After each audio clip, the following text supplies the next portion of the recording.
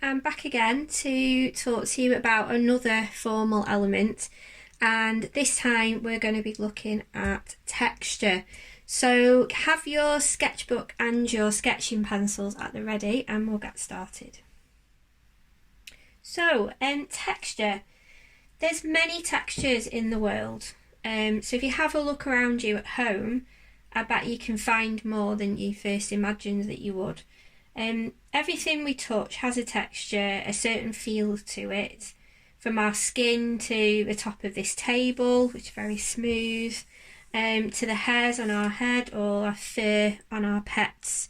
So you can see in this worksheet that I've created, there's a whole array of different textures that somebody has drawn. So these are really good examples. So you've got sharp, soft, spiky, grainy, rough, bumpy, scaly, twisted, flaky, rough, glossy, smooth. There's many different textures in the world. So do have a look at home and see how many you can find.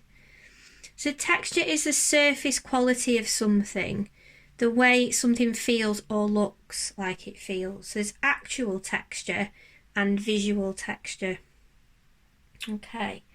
So we can actually draw all these different textures, and we're going to draw out a grid in our sketchbook like I've done here, and we're going to try out some different techniques using your mark making techniques and your tonal techniques that we've been learning in the previous demonstrations.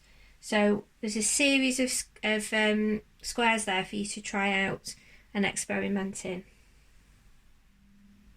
So here we have a little cat who's actually called Mr. Susan, and this cat was a resident cat at a pub near where I used to live, that I used to visit quite frequently. And this drawing that I did was actually auctioned off in a raffle for a charity event, and there's a lady from Chorlton that now owns this drawing, and she knows she's got a good relationship with the cat.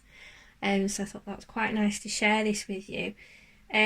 One of my projecting students says that I am very good at drawer of fur, so she thinks I've got a good technique, and I do a lot of pet portraits. So I thought I'd share this with you today and show you a technique for drawing fur. So here I've got something which is called a viewfinder. This is made from two L shapes of card or paper, and you can use it to select areas of images to draw from. So I'm just going to secure this with some tape. I've marked out how big these squares are and tried to make it the same. And I've got my photograph of Mr. Susan, the cat. And I'm just going to lay it down over an area of the cat's fur. So I'm trying to pick out an interesting part for you so I can demonstrate the fur technique. Okay, so I think I quite like this area here. There's lots of light and dark in there. There's particularly quite a nice dark area there where it's like the crease of her leg in that area. So let's get the drawing pencils. So as we know, the range of drawing pencils, the higher the number, the darker the lead is inside the pencil. So we can show those different tones. It's very important still with the texture that we also concentrate on lifting the tone as well. So I'm going to start off, I think, with the 2B, so I can show you how you build up the initial stages. So there's lots and lots of layers here. There's lots of hairs, which create obviously the texture of the fur. So you're sort of using this kind of action. So I'm going to fill the square. I'm going to transfer the information from here onto my paper.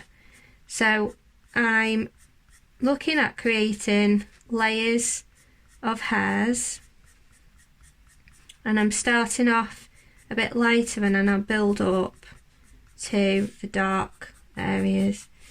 It's just to show you how we know pretty much how long cat hairs are, and if you think about that, they're not as long as the hairs on our head, obviously. They're a lot shorter, so it's bearing that in mind. How long are your lines going to be? And because there's lots of layers of them as well, that's what we want to create in our drawing. We want to show those layers, and we want me to work back into it.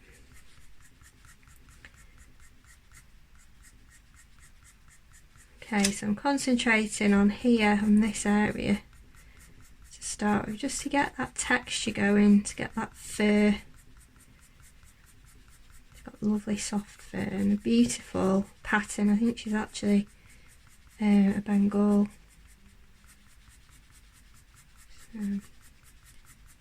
So then we sort of get to this area here, where it's actually a little bit darker. So I'm going to get my darker pencil now, and I'm going to go in with a 6B here, I think. So I'm looking at the information again. It's like when you use the grid. When we did the portrait, and in the last demonstration I showed you where we were doing a still life, and we were looking at the information in the grid and trying to transfer that information across. So it's again looking at the shapes where the tone is. That goes all the way across to here.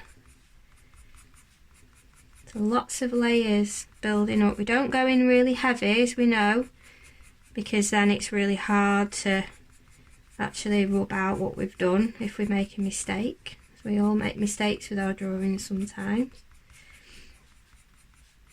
Just build it up very, very gradually in layers, and you can start to see now the softness, the texture, and that fur. Obviously I'm doing this very quickly for the sake of a demonstration. You can spend a bit more time. So we've got that very dark area, and I'm just building up, putting a little bit more pressure on where I can see it's that bit darker.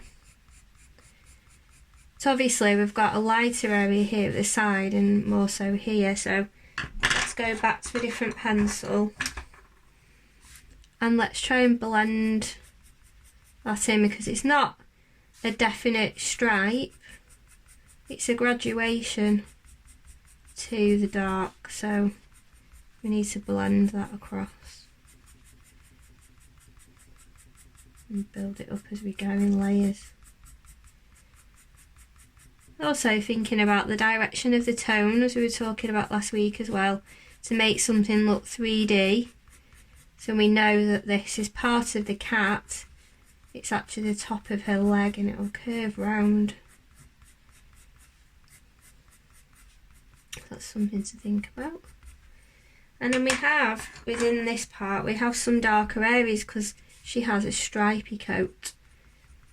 She's got these Bengal markings.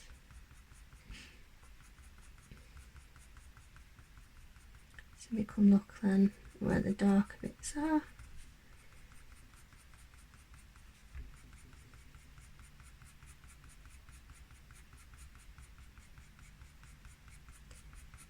Okay, just building it up gradually. Working back in, go into the different areas, and then obviously on this side as well. Just quick little marks. So this is more like the dashes that we learned when we were doing about line, but with them being hairs, they're slightly curved. You just keep going and building up gradually with those lines. It doesn't matter if you go outside of the boxes. In fact, it might look better because then you can actually see like the soft edges of the marks, and it'll look more like fur. Okay, so like I said, you can spend more time on this for the sake of the demonstration. I'm working a bit quicker just so I can show you the basics of how to do this. Okay, Now in some of the areas there are highlights, so these lighter areas here as the lighter coloured hairs. I have this wonderful thing called an eraser pen, and these are really, really good. I'd recommend, if you're going to get into sort of pet portrait art and things like that, I would definitely recommend investing in one of these, because you can work back into it and it pick out little highlighted hairs. So that's a really good thing to use, and you can also use it to blend as well. Okay, so there you have your fur technique. So having looked at fur, I thought it'd be good for us to go back to the portrait which I did last week in response to Sally Dyer's masterclass. I thought it'd be good for us to focus on looking at how to draw hair. So I know in the final tutorial that she did, she showed you a little bit about how to draw like the wisps of the hair and the eyelashes as well. So I thought I'd build on that for you, could do a little bit more in detail, because I needed to finish off my portrait as well, so I thought it'd be a good opportunity. So make sure that your pencils are sharp for this. I've just sharpened mine, and have an eraser at the ready as well, so that we can work into it. So similar to with the fur, we need to build up in layers, and we need to think about the different strands of the hair. So with fur, there's shorter marks. Obviously here we're looking at creating the long wavy strands of the hair, so it's quite a different action, but the sort of technique is similar in terms of building up and layering. So I've started off with my 6B here. I'm working out from these dark roots, obviously a product of lockdown. I'm sure a few people can sympathise with that and not being able to go to the hairdressers. So build up, we know that we've got long strands of hair, long smooth strands of hair, and we know that to create the tone, the dark tone, we can put more pressure on but not too much, just build it up in layers. So we have from the parting there, it's working its way down. So as we go down, it gets a little bit lighter, so that's something that we need to bear in mind. So look how far that dark root goes down to, and then we can start to use a lighter pencil. So we'll go for B next. Some lovely long strands, and then we start to see that texture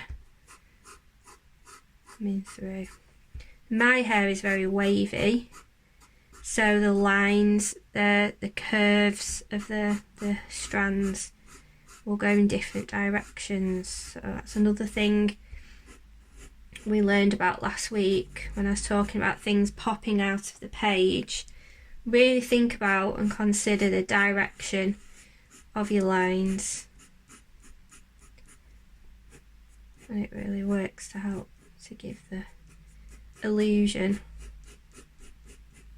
the 3D form coming out of the page at you. Okay, let's do a few more there. So that gives you the idea there of how to build up the hair, thinking about the shapes, where the lines are going, where the hairs are going, and thinking about your tone as well.